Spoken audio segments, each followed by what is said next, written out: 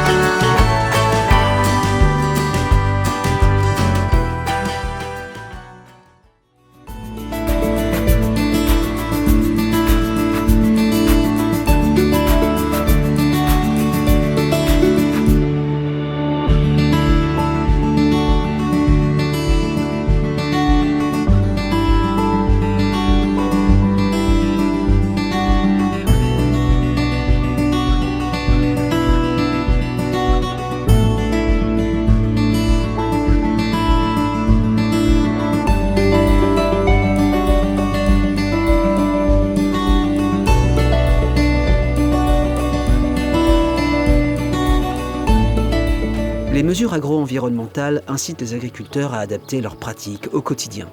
J'entretiens les haies, je fauche les refus, les chardons, entre autres. Et je pratique le pâturage tournant, donc pour que mes vaches râpent l'herbe de manière pas trop importante, mais régulièrement, pour que toutes les espèces aient leur place. Je cultive une partie de blé et d'orge également. La biodiversité du milieu me permet, entre autres, d'éviter des insecticides. Il y a beaucoup notamment de cirfes qui se développent et qui vont manger les petits pucerons sur les blés. Les systèmes polyculture-élevage, il faut qu'ils perdurent sur notre zone. Parce que sans élevage, ces milieux et cette biodiversité, elle ne sera plus la même. Nous, on a tout intérêt à préserver le milieu pour que le milieu nous le rende encore de nombreuses années, à moi et à mes générations futures.